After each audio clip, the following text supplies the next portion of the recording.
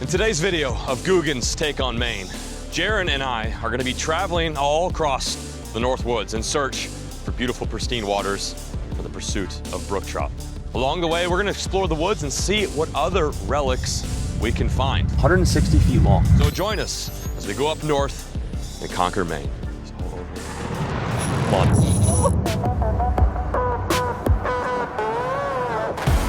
Welcome to the great state of Maine.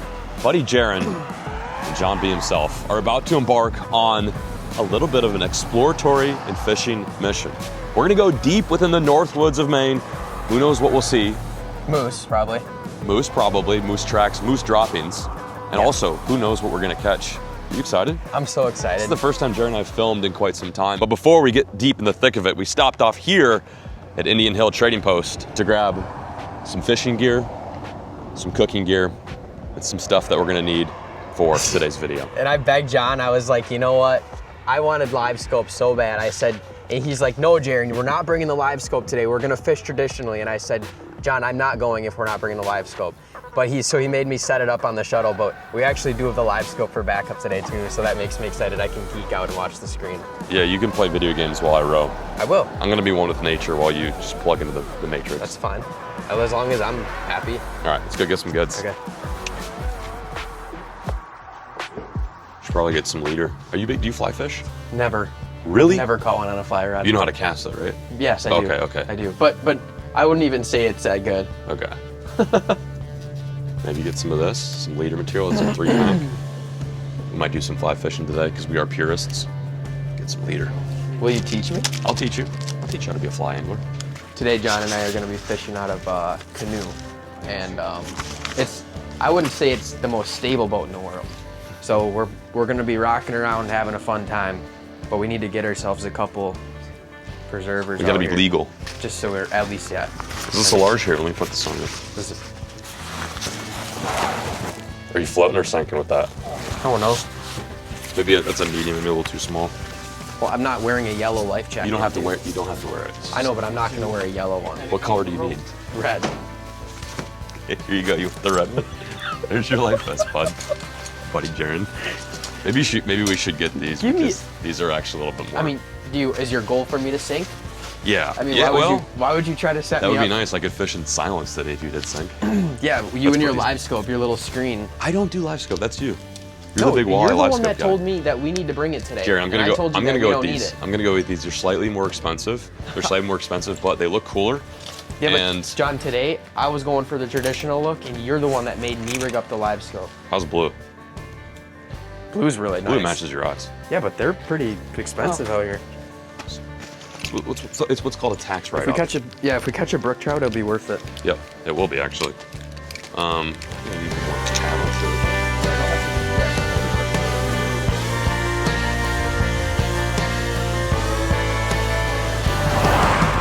on the road. Our pavement has turned to dirt. The pine trees have started to develop the sides of the roads, and it really feels like you're getting into the wilderness now. Jaron wants me so badly to eat a salt and vinegar chip for breakfast. He said, if I get these, will you share them with me? And I simply said no. And now he's forced it upon me to have me eat them. But we're literally 5 minutes away from this little pond that I've never been to before. Should be really cool. The main target species today is strictly brook trout. That's what we're after. John says, you drive the last few minutes of the drive so I can play on my phone. And look at him now.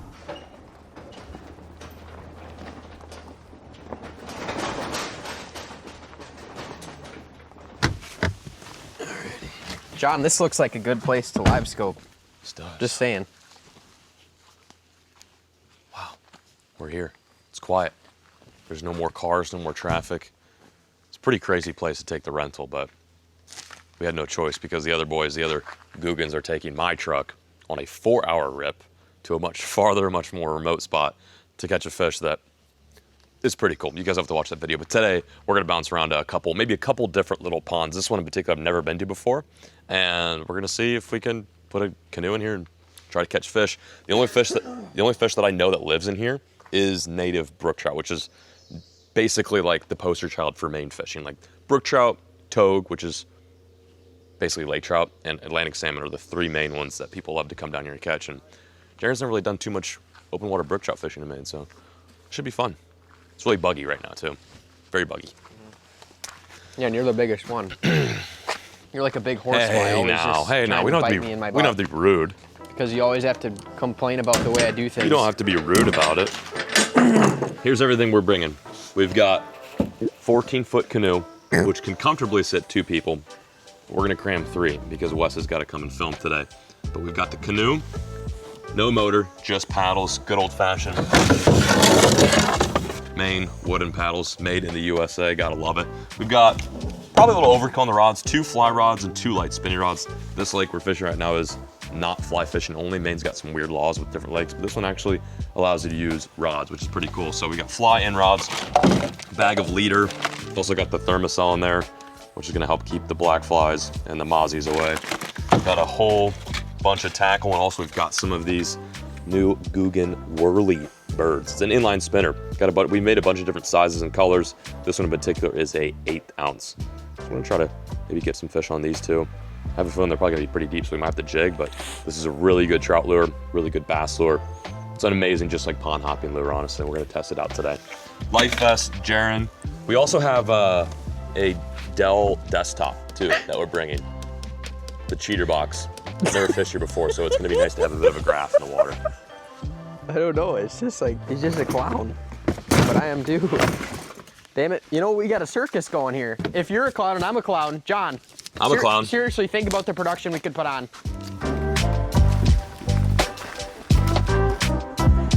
Break. Okay. Break. Dude, that was another 10 feet. I know, but John, you have to understand one thing. Let's go. I don't need this right now. Well, you can tell me that thing when we get down to see that water over there. Let's go. That's where we're headed. Yeah, pick it up. 1, 2, 3, go. Come on. Right here. Put me in the mud hole. Nice. Thanks, John. You want me to put your boots You put me in the mud hole. Why are you wearing socks? Because you told me that the bugs are gonna be bad. Socks and slides. Do it yourself, huh? Well, I'm gonna have to. Yeah, it looks like you can do it. Good team building here, Thanks. guys.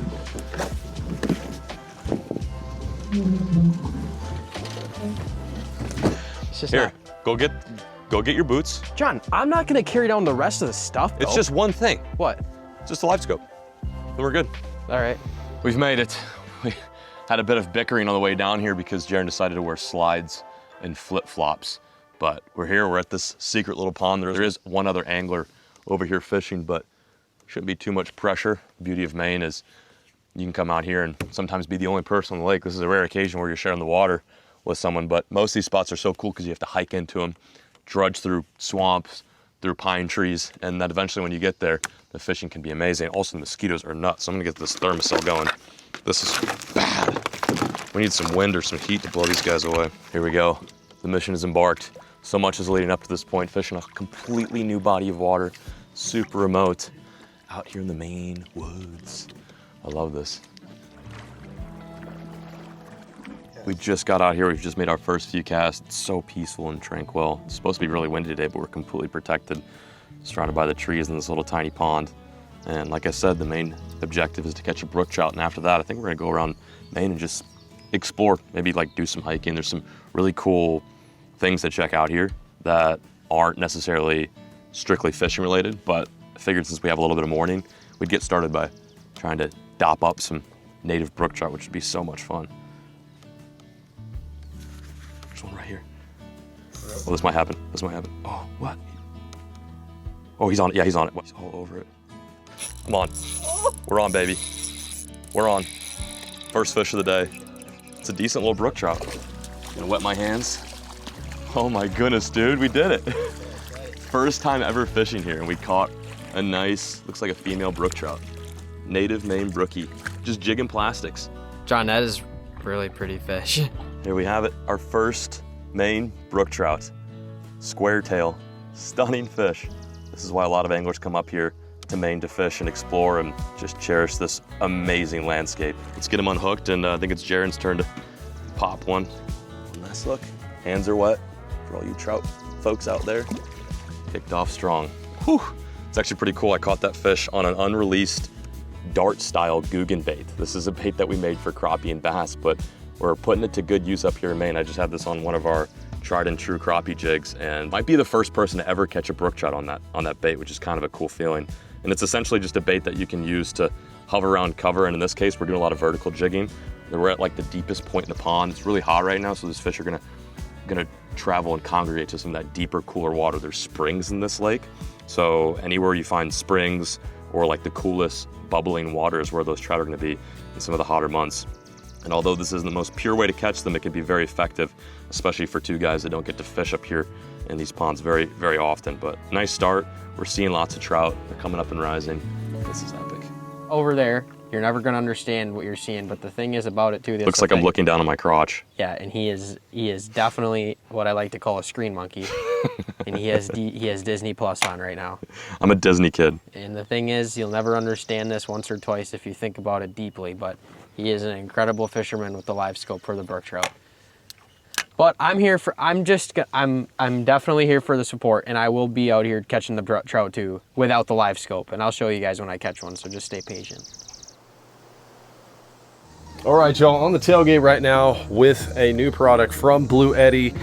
This is where I love to truck camp, and I already use Blue Eddy products, but this right here is the Elite 30 V2. This is a ultra compact, under 10-pound unit with 288 watt hours. I'm amazed with Blue Eddy products. I actually use one in my truck camper right now to run my fridge. Guess what? This little guy will run it too. Check it out.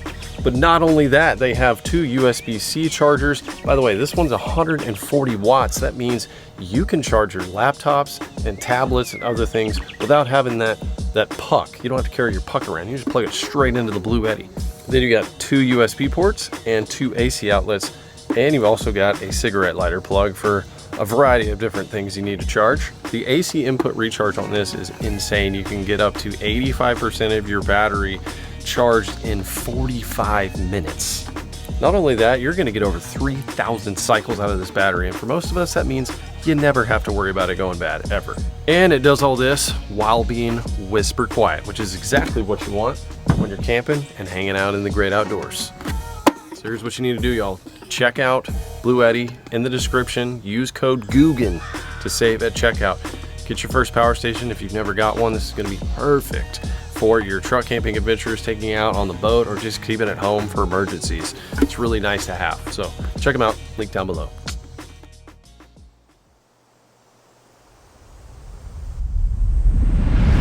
Come on. There's a ton out there, JJ, on. Okay. We're off to the left. We're on again. Second brookie. Ooh, nice. About the same size as the last one. Work it like a live scope jig head. Okay. Like you're going for bass, maybe. Okay. Oh, another one. This is so much fun on ultralight. This is like a little 6'2" glass rod. It's perfect for these brookies. They got soft mouths, so you don't want something too stiff. So that bite kind of knocks the tip. You can feel the bite, but then have it not completely come out of their mouth. This little plastic is sick too. They're loving it. Although these are like smaller trout, they do like to eat big. They're very aggressive. And matter of fact, I don't even think they're technically trout. They're technically char, like similar family to a lake trout, which is also a char. We'll grab him already, John. I'm trying. This guy's been sore-mouthed before. Look at that. That one's doesn't have a very pretty face. We still love him though. Second brookie of the day. We're doing good, boys. This is awesome. This is so much fun. Send him back. Oh, you have one on you, I think you got one on you. Yeah, it's not in the color, you're on. John. You're on, dude. It's not in the color, Jared. You're on, dude. And I'm out here catching brook trout, and John's got his pink flamingo on. He thinks he's gonna catch one. Hey, listen. I know it's all banter, but I'm happy for you. How's she feel? Oh, it's a nice one. It is. You are nice and you are silly too. Look at John. John, look. You are silly. I know I'm silly. Let's land this fish. That's a good one. Oh, I'll land it with my hand. Probably a lot faster than you did too. Wow. Karen's got big trout of the day. Yes. So it must have been the rod, huh? It's the lure, John. They like the white. Lure. They like the silver. It's just like the trout specialty. Everyone wants white all the time. I'm gonna get my hands nice and wet so I'm handling nicely. Oh God. Oh, this one's acrobatic.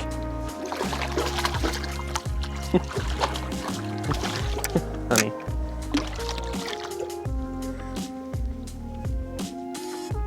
Wow. That is a pretty little. Is he gone? Nope.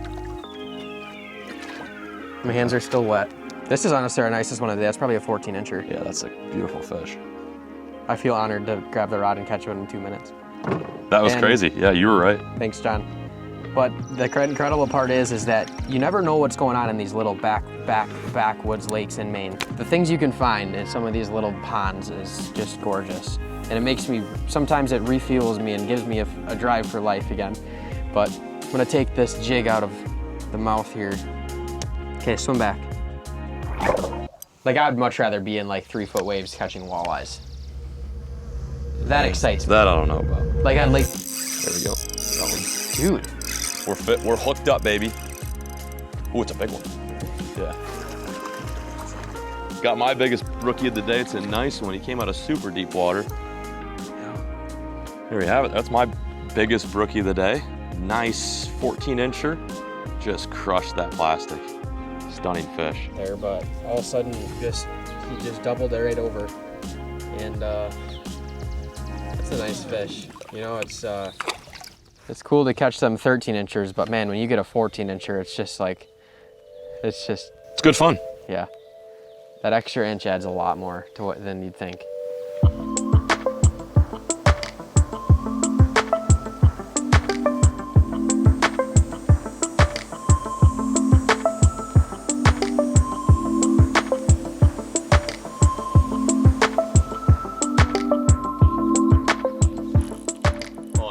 It's a better one, I think. No, not.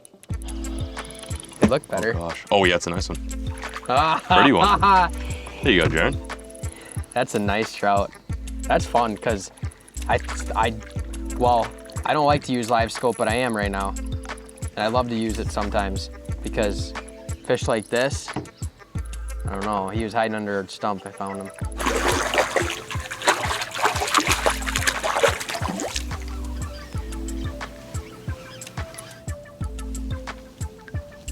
The live scope chances.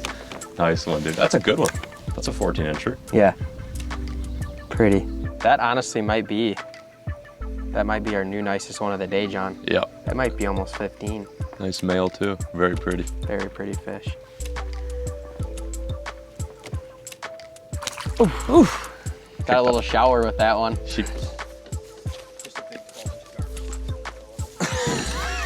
It does look insane. Oh boy. Which way are we going? Hey, wait, would that way be easier? Maine's a pretty cool state. They really try to take care of the brook trout fisheries. It's kind of their poster child of fish. We're off the water right now. We caught a decent amount, probably, I think we caught 5 or 6, and if we probably could have landed every bite we had, we legitimately could have had over a dozen fish today, which is pretty incredible for a completely new body of water that I've never even laid eyes on. But anyway, Maine's pretty sweet. They care about the brook trout, and in some of these brook trout locations, they have like a little creel card, so you can write down how many you caught, and it gives them information as to whether or not like a body of water is doing good. So I'm gonna fill this out and let the DNR know how we did today and put this in for submission, so they have a kind of an overall concept as if the population is doing good, if the fish are biting, if the fish are getting bigger, or if they're stunted. So that's kind of a cool little bit. But right now I'm out of breath because we're currently dragging, oh my God, the black flies are so bad. We're currently dragging our 100-pound rig back uphill. And the problem is I'm losing Jaron right now. He wasn't meant for the wilderness. He's wearing socks and slides. He's on his phone. Like, how do you even have service right now? And just so you guys know, the video is not over yet. After this, like I said, we're gonna do some exploring. And when I hopped on Google Maps to find this pond so we could get here this morning, I stumbled upon kind of a cool old Maine relic. And I've heard about it before. I've heard murmurs of this, and I've never gotten a chance to check it out myself. So after this, we're gonna load up the canoe, head north a little bit more, and check out something that I think you guys will find very fascinating. Oh, we made it. That was quite the tour. Yeah, we barely made it though, that's the thing. Well, the thing is, as long as you just keep it in the middle of the road, you're gonna be fine, John. But we finally made it to the B-2 bomber site, and I'm so excited to see the plane. How many miles of dirt road did we just drive? Many. Probably like upwards of 50 miles. But anyway, here we are. This is the one thing I wanted to show you guys today, and probably the main reason why we're filming this video in the first place. Trout fishing's fun, but exploring is also unique as well. We're at a plane crash site right now, and apparently it is just behind those trees. We're gonna go take a look at it and shed some light on some history as to how this went down and why there is a plane crash in the middle of the Maine woods. just not too far from where we were fishing earlier. Let's go check her out.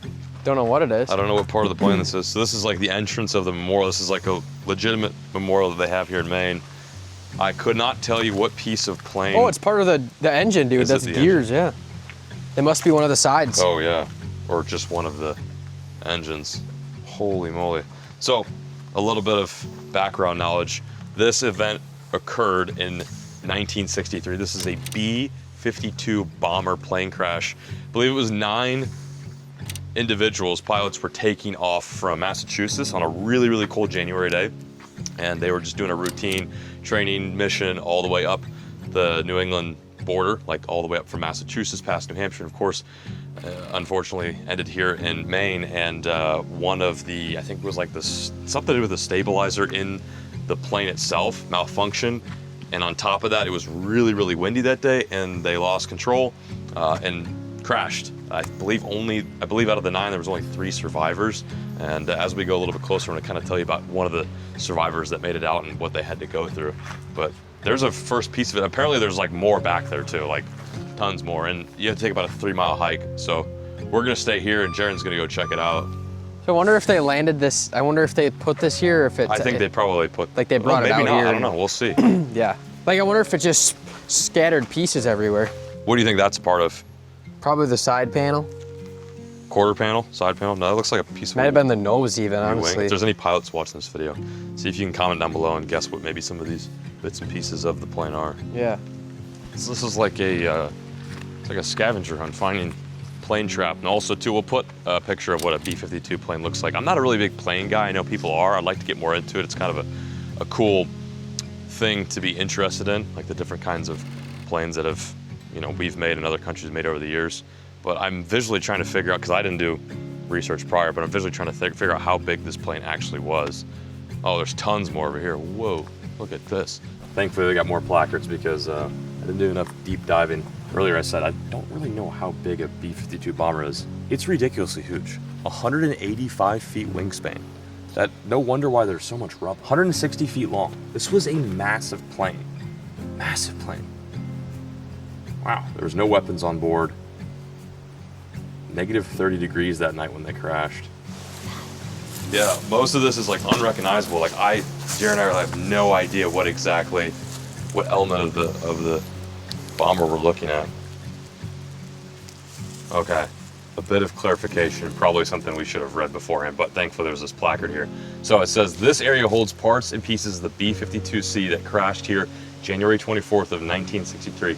They were once removed and have now thankfully been returned. So Jaren did bring up a good point. He's like, this stuff is scattered all over the place. My thought process is, sure, you've got a giant plane, basically a massive metal and who knows what other types of material flying out of the air into all these trees. It's probably gonna explode and spread over all over the place. However, it sounds like these, like the remnants of the plane was collected and then they've now returned it because this is a place where, you know, people did pass away and perish.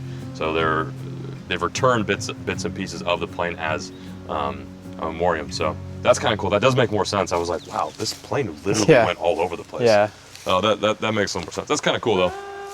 I don't know for sure, but this does look like a piece that stayed here because you can see where the tree has started to kind of, or not started, but has been growing around it.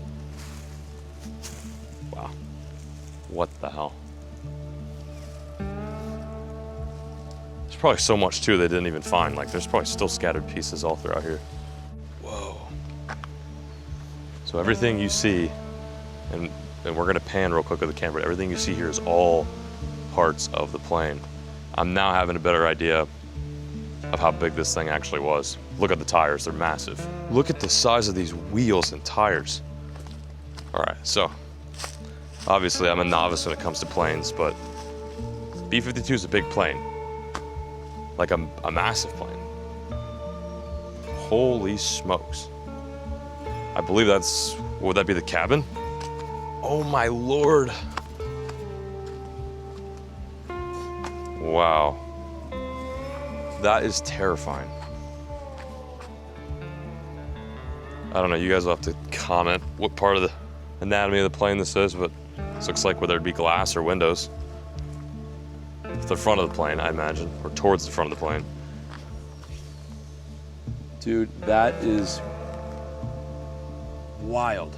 Well, I don't know if you guys find this stuff interesting, but I definitely do, and I think it's kind of cool to check out not only memorials, but pieces of history like this while also doing a bit of fishing too. And I don't think I've ever actually been to a plane crash before, or at least an area where a plane has crashed. And it's pretty sobering to think that this is a place where, you know, unfortunately, the large majority of the flight crew didn't make it out. And it was supposed to just be like a everyday routine flight pattern, and they were supposed to just turn back and come home. But it is pretty sad to think that this is kind of essentially, for lack of better terms, a gravesite as well. Just, I can't imagine what it would feel like to be in this thing knowing that you're going straight down into the Maine woods. It's just not a good situation. We're at the end of the memorial right now. This place is really cool. It's really special. Definitely worth it if you're up in Maine near Greenville. Come check this place out. It is really cool, and it makes you definitely appreciate our men and service women out there who don't always make it back, even on missions here on stateside. But one thing I read, which was just like, it's kind of gut-wrenching about this instance. Of course, there were 9 crew members, 3 of which lived, but one of the crew members, Dante E. Bully, was, I believe, ejected with his parachute and wasn't able to reach the ground. He met one of these trees that tangled him up in the parachute, and he hung 30 feet above the bottom all day for basically 24 hours. And the worst part about that is it was, like I said, a very, very nasty cold weather day here in Maine. It was negative 29 degrees Fahrenheit. Could you imagine? Your plane goes down, you don't know if your crew is alive or not, and you are just hanging there quite literally freezing to death. Whew. When I read that, I was like, this is tough. It's a tough pill to swallow for sure, to think about that. But of course, you know, Dante wasn't the only one in this, and it's good to remember everyone that was a part of this. I'll leave a little link down below if you want to learn more about it. I'm not going to go super into it, but I did want to shed some light and share some information.